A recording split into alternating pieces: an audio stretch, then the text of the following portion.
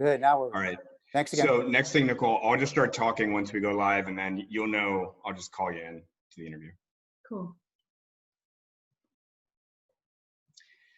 All right, welcome everybody to the Friday Frontliner interview on A Mighty Blaze. We're so happy to have you here on this crazy week. I do believe from the bottom of my heart that this is going to help you unwind from everything we've all just been through as a country. This is going to be just what you needed. Trust me on this one.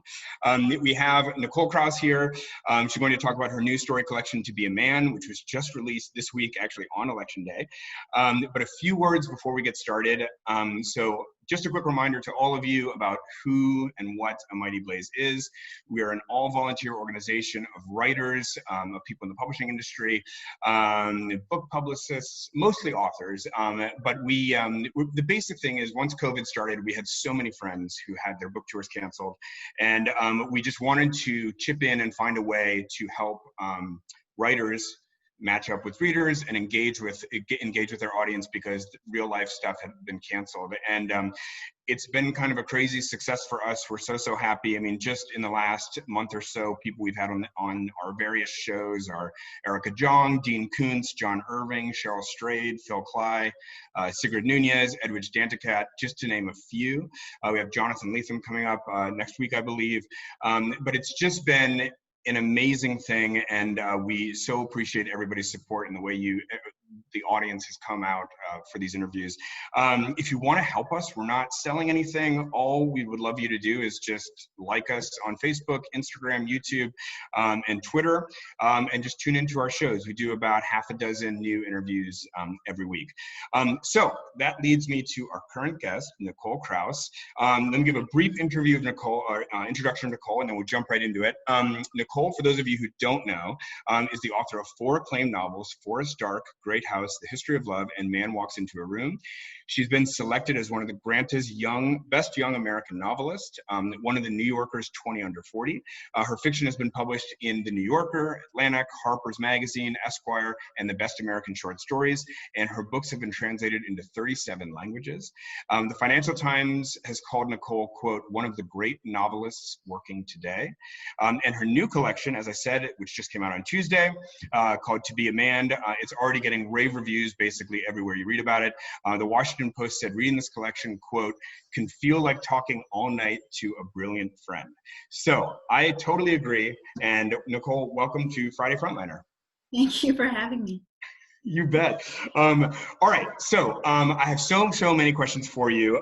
We're going to kind of go through some questions about the book, and then we're also going to get into some kind of larger questions about craft and how you approach writing.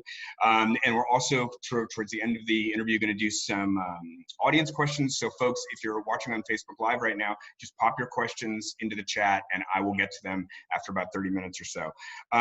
But Nicole, so why don't you just kind of describe for us, these are stories that are from several years going back a while. Just tell us about how the collection came together.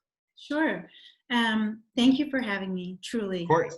It's like a wonderful series and I'm really honored to be part of it.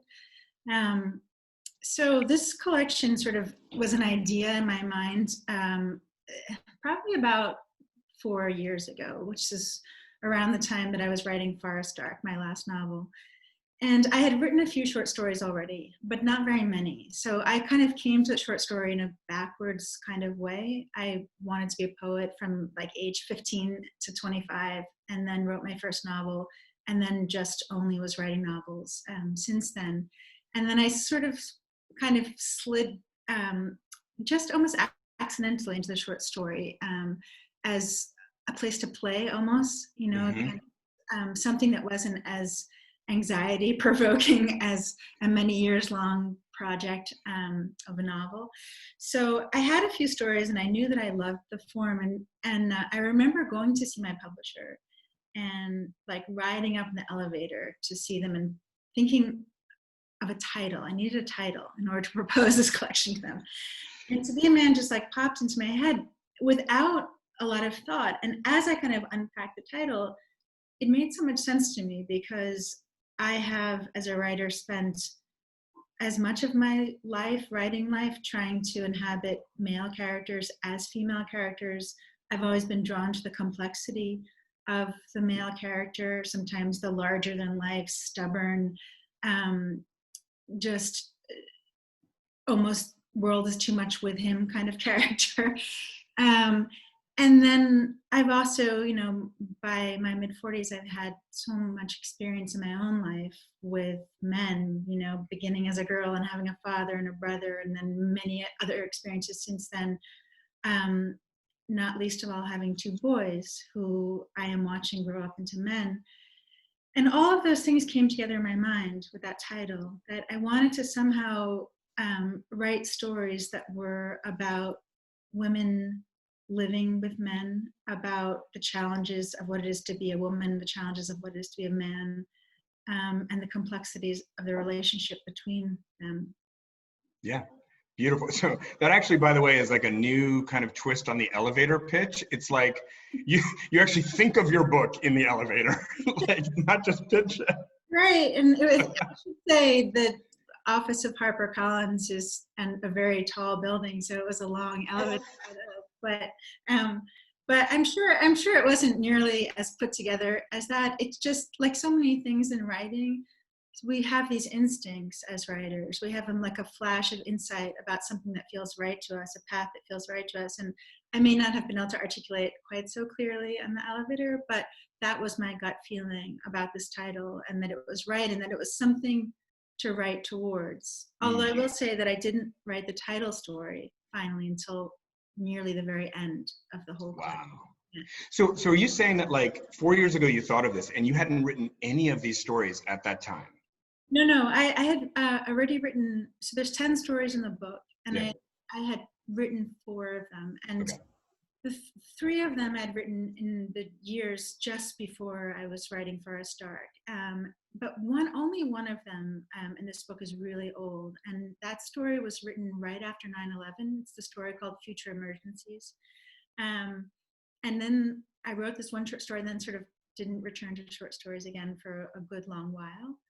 But it was strange coming back to that story and putting it in the book, because that story takes place in a New York that's just after 9/11, but in a kind of imaginary scenario in which everyone in the city is asked to go get gas masks, and nobody knows why. And so it's really a story about a couple and about a relationship, but it's in the context of this anxiety that's kind of been dispersed throughout the city, and everyone is walking around in masks. So that's very ironic to find that and go back to it again and put it in the collection. Yeah.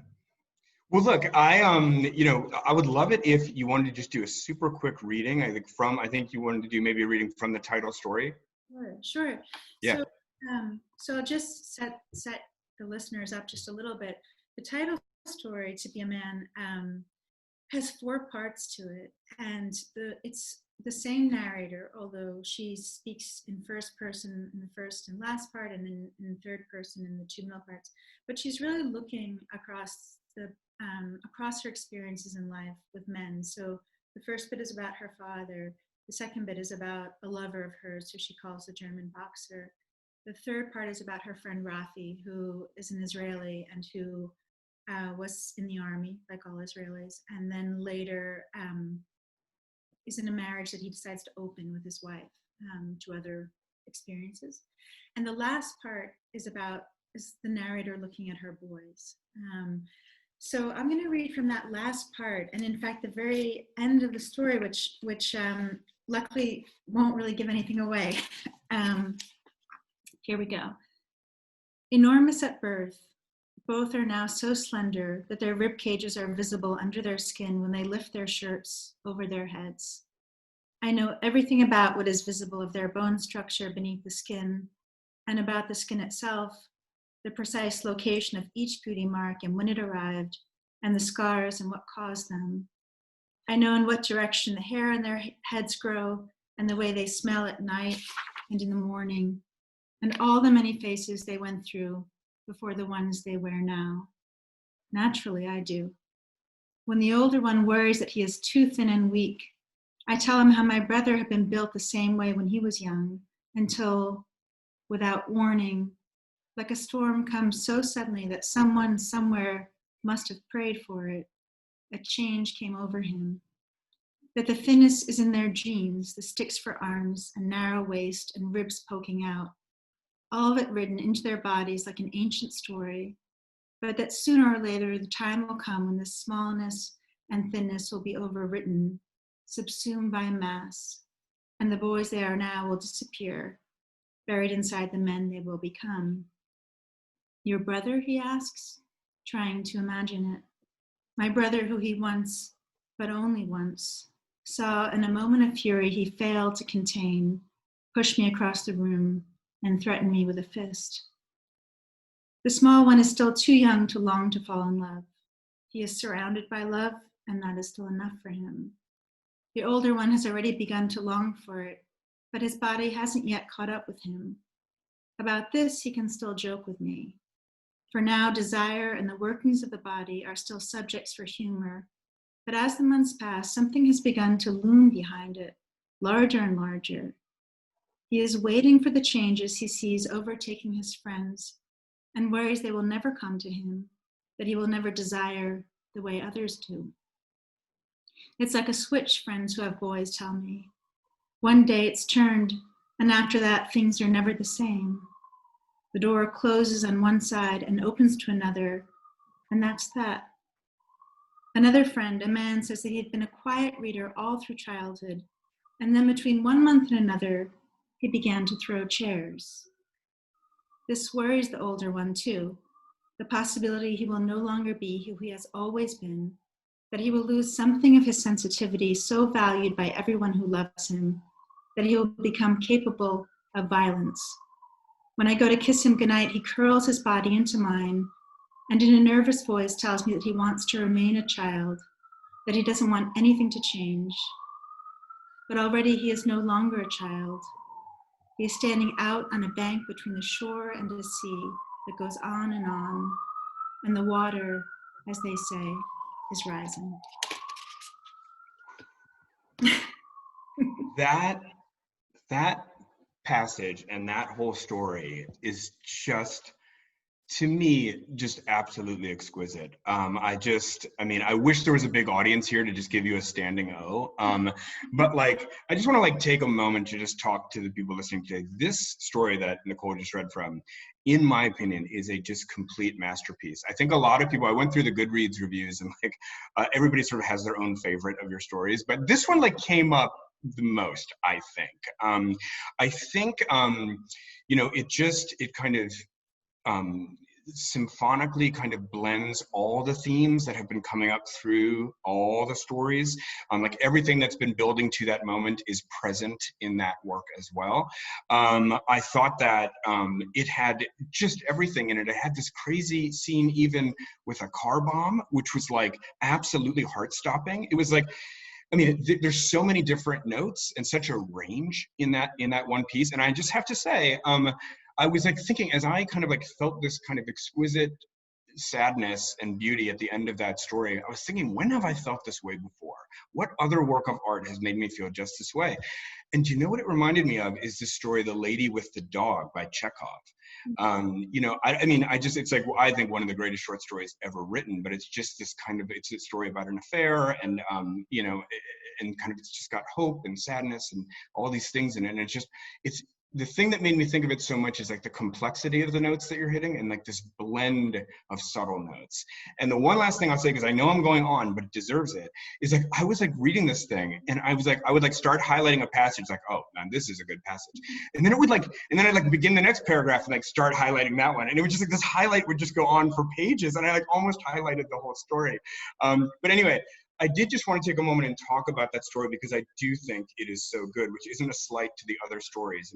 But I do think this one sort of, in a way, almost because it is the last piece and because you've been building towards it, it has a compounded effect. But can you just talk about To Be a Man, the story, and how that came about? Sure, yeah. So, as I said, I wrote it at the very end. I thought it was the last story, and I actually turned the book in, and then I wrote one last story called Amour, which is set in a future America, in a refugee camp in America. I wrote that in January, right after we killed Soleimani in Iran, and we were all thinking that we would get around to in that atmosphere, I wrote that final story. But in my mind, it was just like a long pacing myself toward this last story. And there was a moment in my life when I almost felt like I was watching this story assemble itself in front of me, just observing life. Do you remember there's a moment in the story when the narrator is driving with Rafi, with the Israeli soldier who's her friend, an old friend of hers, and they've gone to this kibbutz that he grew up in, and it's outside of Tel Aviv, and they've taken their boys. He has 2 boys and she has 2 boys, and the boys are playing and laughing in the back seat. And this moshav, actually where he grew up, is in Hebrew, it's called freedom. And so they're driving home, and she says, we were either driving towards or away from freedom, right? Thinking about these boys, like, as we leave childhood, do we drive towards our freedom? Do we leave it behind? And she turns to Rafi, and she's trying to tell him how all week people have been telling her the most astonishing stories about their lives, and she doesn't know quite why. And maybe is it something about some look she has in her face of someone who's trying to work something out that's so vast and also fleeting that it can only be gotten at anecdotally.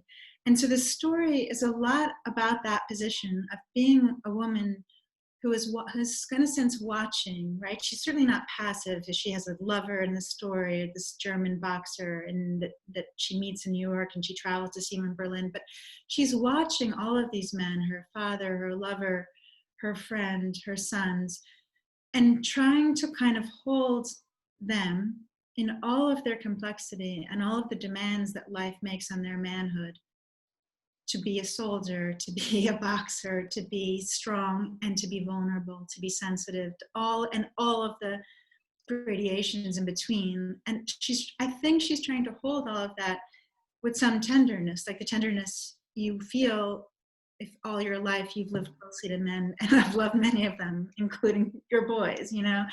And she's trying to hold all of that and see it with some clarity. And the only way for her to see it with clarity is to kind of give these portraits, as it were.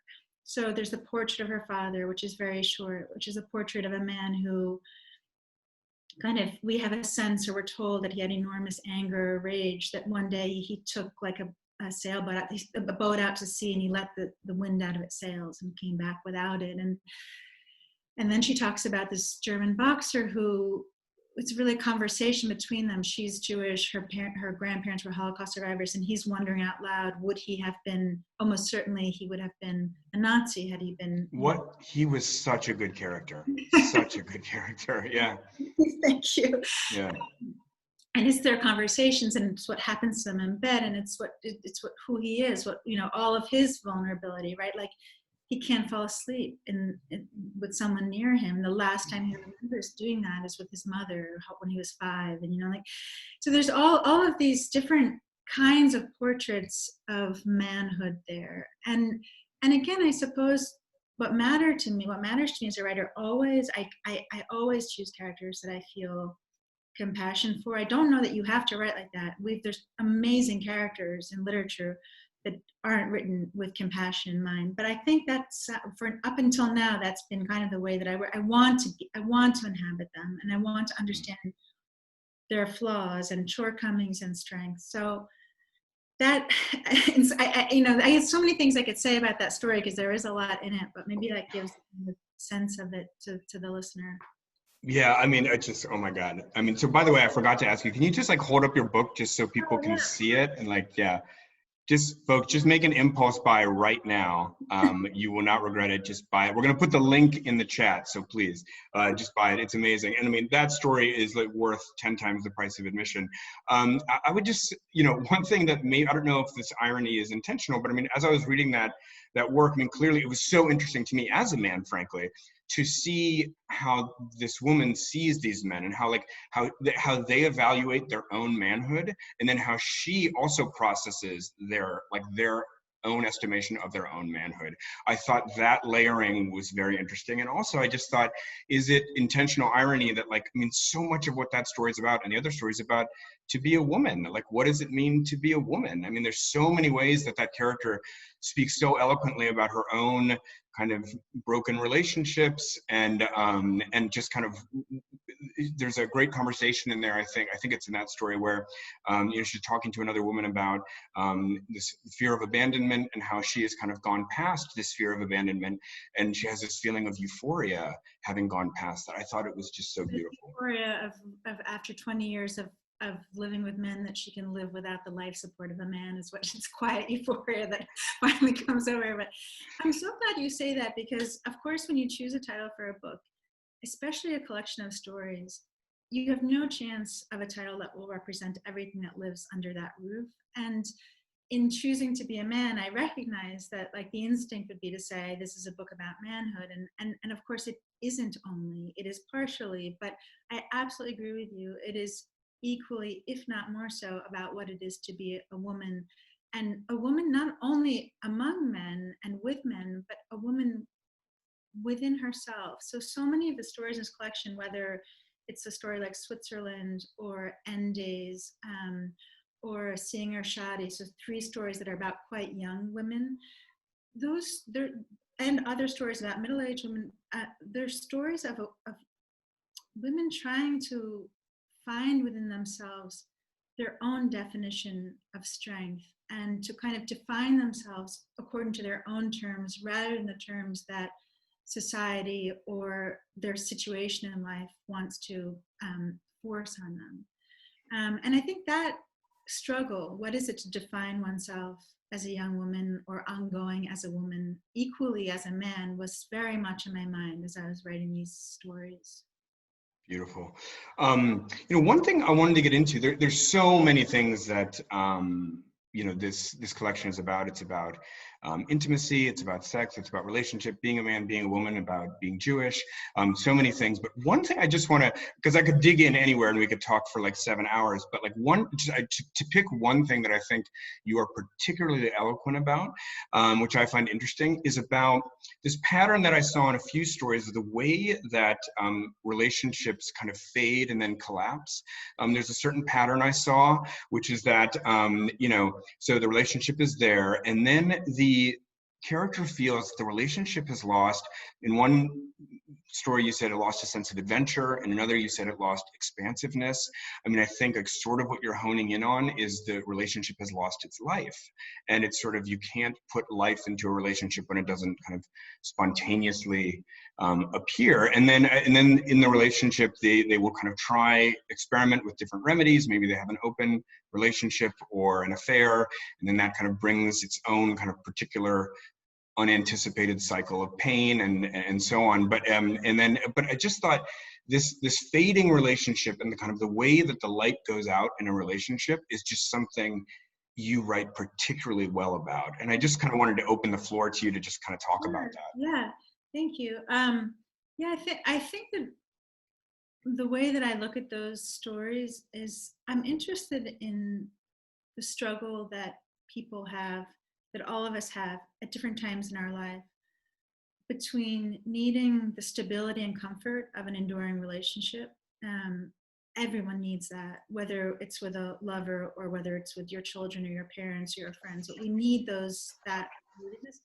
But at the same time, we have a longing for independence and freedom. And I think that has to do with our like human need for change, right? We're like the only species that is aware that it is our fate to evolve and we need to change. And so we have this longing for a fresh experience and to change. And I'm interested in the moment when a character finds him or herself on the threshold of a door of staying or going in a relationship. Do you stay back in the comfort of that stability and being known, and even if known imperfectly, and do you close the door to other lives, right? So in Future Emergencies, that happens, right? It's a younger woman with an older boyfriend, and she becomes pregnant, and there's this question of she's thinking of leaving and she decides to stay. But then there are many other stories where the person decides, or also in the story In the Garden, which is not about a romantic relationship exactly, but it's between an assistant to a great landscape architect in Latin America. And there's also that question of, does he stay or does he go? And he stays. And in other instances, the characters go because the longing for change or to feel made to feel alive all over again in the way that new experience makes us feel alive, they're too hungry for it to stay. And so that, I think I've probably been writing about that, at different times in my life as a writer, and I will probably always go back to it because obviously it's close to my heart as a person. Yeah, that comes through. It's just as soon as you kind of start talking about that, it always just locks in, and it's just you write so beautiful. I don't know if that particular feeling just seems something kind of unique to you. You're just a master of that particular thing. All right, we have I'm getting flooded actually with questions here from the audience, and I do want to leave time for that, but I just wanted to pivot here to the second part of the interview and just talk more generally about craft and short story writing and so on. So to start, there's this famous Faulkner quote about, every writer starts out wanting to write poetry and they find it too difficult, and so they start writing short stories, and that's too difficult, and so they end up writing novels, which is like the least challenging of all. You're somebody who has experience and success in all of those forms, and I just kind of wanted to take a moment to just dig into the particular challenges and strengths and limitations and so on of the short story. So to start, then, do you agree with that assessment of Faulkner? I've spent the most time in my writing life trying to write novels, and so I feel the novel is supremely challenging because it's so long distance, the endurance you need for it, keep all of it in your head. I mean, or that's just me. I don't take notes and I never know where I'm going in a novel. So it's just an enormous, in my greatest moments, it's I want it to be like a Keith Jarrett improvisation live. You know what I mean? I just you never know where it's going to go, and it's going to get so good. And but in my worst moments, it's it's a total failure and it falls flat, and I'm so glad that the audience isn't live. But I think my novels are these things that I have to hold aloft in my mind for sometimes years, and the structures are so complicated. And I think the reason novels are so challenging in part is because they're so poorly defined. So you don't have instructions about what the novel should be. You have this enormous freedom, but freedom, as we all know, as artists, is completely overwhelming and can be paralyzing. So there's this invitation, it's up to you as the novelist every time to reinvent the form or define it as you will that time. But that's a large task, and so I'm always amazed when anyone finishes a novel. I think the challenge of the short story is I don't know. I think a lot about how you have to land the ends like an Olympic ice skater, on landing a jump. It has to be so precise. And how do you work toward that while still keeping the surprise? Because I think surprise is so important. Not that you're holding the surprise and then you're surprise to the reader, but that you are surprised as the writer. That you are always on a path of discovery with these characters, and you're going to discover, learn something, maybe even reach a revelation that you didn't imagine in advance, and still you have to land the end. So just it's so there's that sense of tension, I think. And poems, it's just been a long time since I wrote them, but I always say this, and I really, really believe it, that I just feel I don't know, I feel so grateful for my time thinking about and writing poetry so seriously, because it was such a huge spiritual education. It just taught me how to be in the world and how I wanted to think as not just a writer, but as a person. And I think that spiritual foundation is below everything that I still write, all these years later. So beautifully said. I actually feel the same way. I mean, I wrote a lot of poetry when I was younger too, and I do feel like it offered kind of a spiritual foundation to everything. All right. So, and by the way, I do want to note that I also thought it was interesting that you said about the kind of surprise or the revelation, and I do feel like you very consistently delivered that. There's this sort of way that in the stories, right at the end, it just takes a little bit of a left turn, and it could take a left turn in an action, but it could also just take a left turn in the way that the character is thinking about their own lives. But there always is just a little like finish there, you know, like a little flourish of some kind. That's so terrific.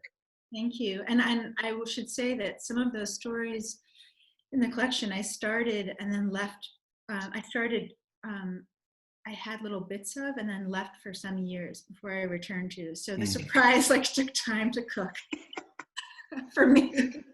All right. So, I mean, so on that note, I do want to talk about that too. So like, I have lots of friends who write short stories. I personally don't, but like when I talk to friends about, you know, why they do it and what they get out of it, it's like, so for some of them, there's a lot of different answers. For some, it's like, it's a break from working on something larger. For others, it's kind of like a laboratory. Like, this is where I get to like test out my new ideas.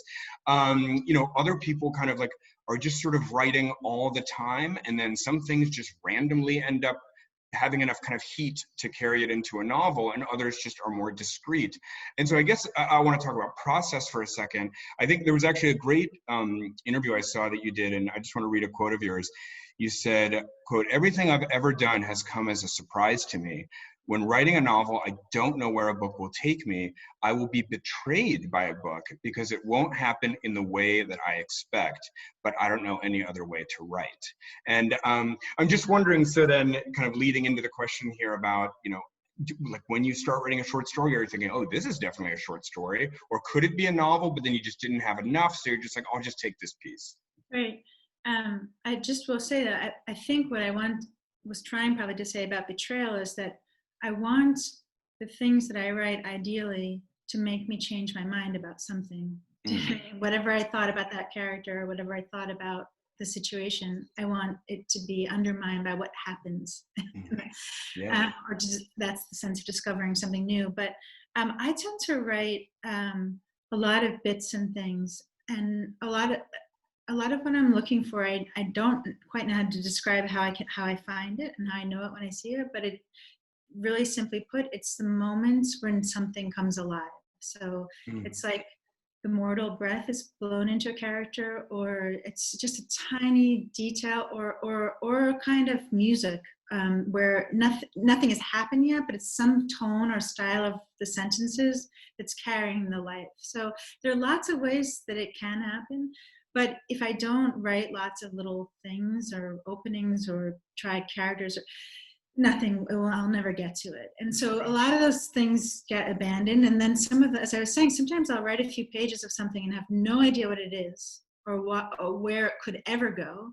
And I'll leave it, and it will really like become like vintage over years. I'll open up the file, and something happens in the level of subconscious in that passage of time, that you return to it with like, oh, I think I have a sense of where this could go. And then I start to work again and comes alive. But I find that, you know, it's two pieces. One is the moments that I recognize the life in the page, and then giving it time in my mind without thinking about it directly to come alive in my imagination. Wow. Beautiful. A beautiful process. All right. So we've got about 10 minutes left, and we do have a lot of questions. So I just think I'll just skip right into these now. So these are from the audience on Facebook. Thank you guys for asking these questions. So someone has asked, sort of hilariously, for you to identify your favorite book on the bookshelves behind you. Oh, wow. I thought you were going to ask like who the photographs are of, because you can answer that too. I'll show you something. Hold on. Okay. I kind of love this one. This is a picture of Joseph Brodsky. Can you see it? Joseph Brodsky while he was still in Russia before he came. And so, by the way, you know, I thought of Joseph Brodsky because isn't he sort of like, he's a poet, obviously, and he's famous for, I feel like he's famous. In my head, there's rattling around a kind of directive of his that it's the limitations of poetry that make poetry great. Did he say that, or am I making that up? He really believed in the necessity of learning formal verse in order to know what you were being free from when you would write verse. And so he insisted on that in all his students, for better or for worse. And I mean,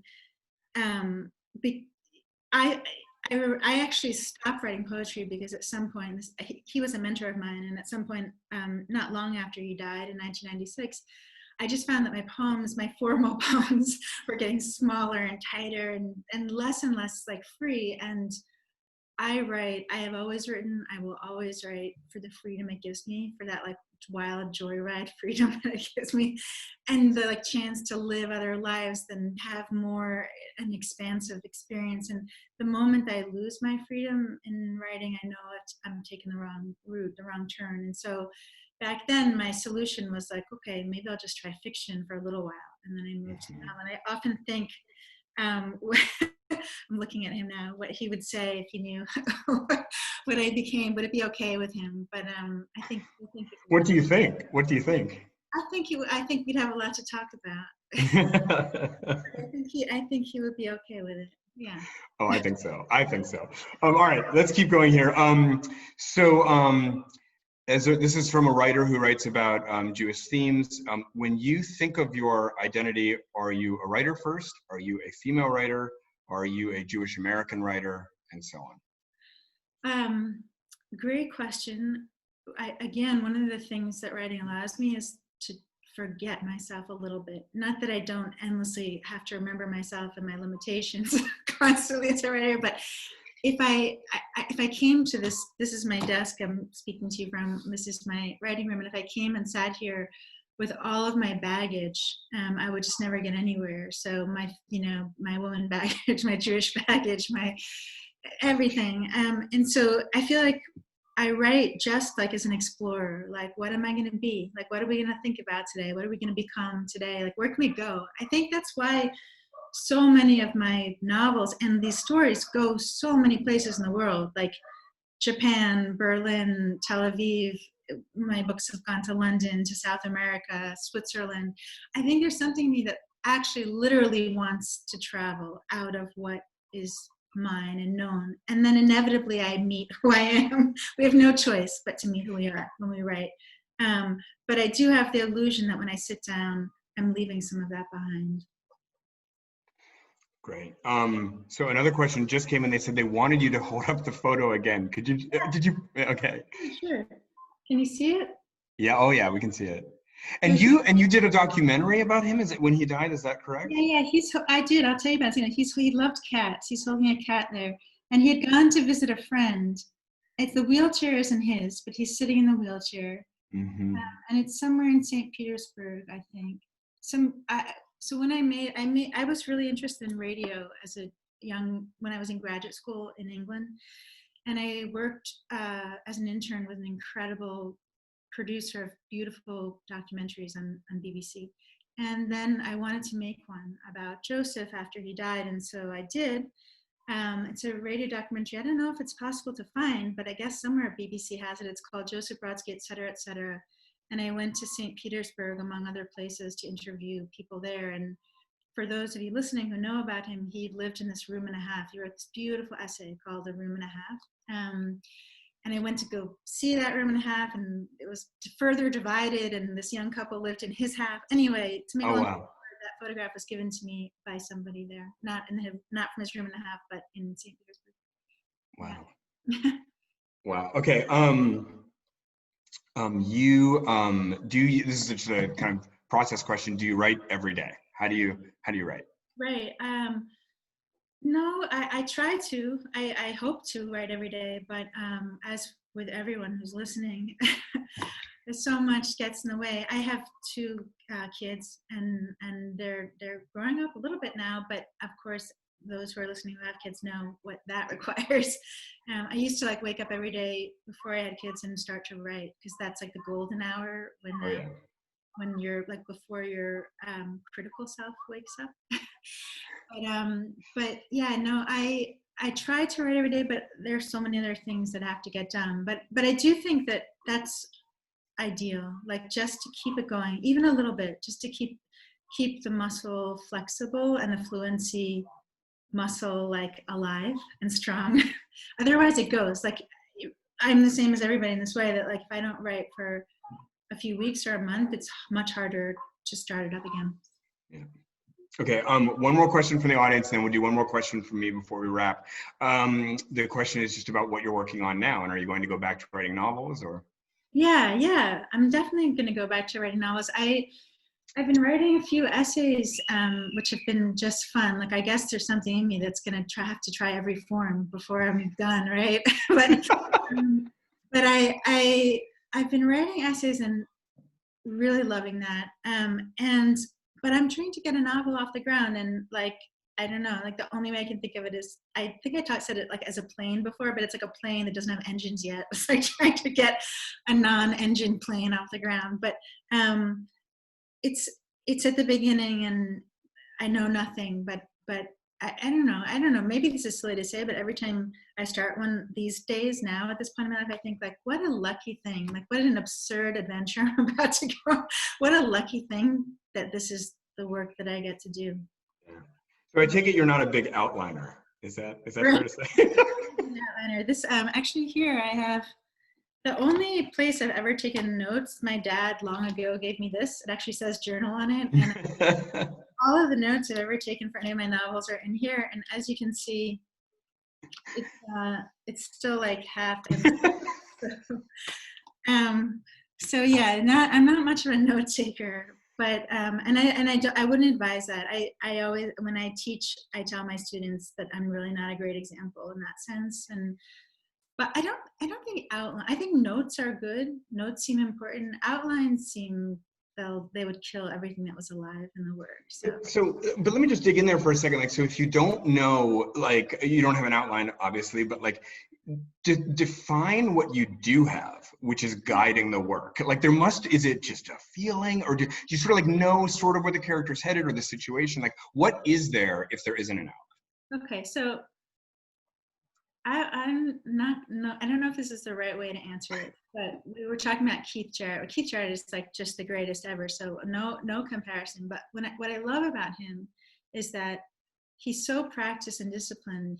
He's so gifted at what he does that when he sits down to improvise, even though he's played numbers of these things, he really is inventing something with the energy of the audience that's with him, with the moment. But he can do that because he's honed his tools so well. And I feel like over a course of now 20 years of writing novels, the most important thing I've done is honed my tools, right? So by now I know when something works. I know how to make small adjustments. I know when the character is alive. I know what might be compelling and what isn't compelling. I have a sense of all that. So I'm not working blindly. It's just that if I were to know in advance what the narrative line was going to be, or the end, or if I had ideas I was trying to execute by cloaking characters in them, it just, I would never be interested. I wouldn't put that much time, or I wouldn't want to write the book, right? Mm-hmm. And it's such a high cost to write a novel, just emotionally, and it is hard work, right, on every level. So I have to want it. I really want it, and to want it, I have to feel like at the edge of my seat. So I'm using what I hope by now are like skills I've worked hard to learn that fail me sometimes radically, but I'm using those in order to like improvise a piece of writing while not being in front of a live audience, right? So I can go back and edit and change as I go, which I'm doing all the time. Mm-hmm. Books that you read, the novels you read, they were revised as they went, but they're written in the order of pages that you read them, like from the first. Okay. Yeah. Yeah, I mean, I would just say you do feel that as the reader of these short stories, that like I was saying earlier, there's like this unexpected kind of swell or turn or revelation at the end, and like I almost can kind of sense like this was a surprise to you as much as it was to characters. Completely. Yeah. So like seeing Shadi, like the end to that, which makes the entire story I didn't see coming for a long time, and then when I saw it, I understood what the story was about, and I could land that. Or even like the end of Switzerland, like I really didn't know for a long time how that story would possibly end. And once I understood, oh, there's this outer wrapping to this memory. There's this person looking back 30 years on this rather than just the story happening. And what does the story mean to her, now that she has her own children? So things happen when I'm writing, and then I have to switch, I will go back and like add, okay, that's going to this or change that. But it's unfolding in real time for me. Yeah. Wow. Okay. So we have to wrap now. We come to the end of our time. There's one final question that I always like to ask everybody who comes on, and that is this. So just imagine that you have an ideal reader for this book, somebody who is just the perfect audience, who kind of gets everything that you're doing, feels all the feelings that you're putting out there, and they're just loving everything that you're doing. And so they get to the end of this book and they close the book after the last page. Just describe to me, kind of in a phrase or a word, what is the feeling that that reader has? Wow. Accompanied. Mm. Accompanied. I think that so many of us read because we don't find like the company we really need always in life. And when we find what we need, we feel like both that we feel understood in some way and we feel we understand something, and like that's what's so moving about it. But I think there's that thing of like I don't know, I always go to books for that sense of accompaniment, and I would hope that my reader would feel that some intimacy has been struck between the stories and the reader that allows less aloneness and more accompaniment. Beautifully said, and I completely agree. Certainly, the intimacy of this work, it's not a word that we've used yet in this interview, but there's so much intimacy in this work. So anyway, so Nicole Krauss, thank you so much. Could you just hold up the book one more time so people can just buy it? If you already bought a copy earlier in the interview, just buy another one, just to make sure. Buy the ebook and the physical book. The book is so wonderful. It's such an achievement. Congratulations, Nicole, and thanks for coming on. Thank you so much for your questions and for the audience questions. It was such a pleasure to talk to you. Wonderful. All right, folks, we'll be back next week with Frontliner Friday. We have another great master of short fiction, Amy Bender. And so we'll see you guys then. Thanks very much, guys. And we're off.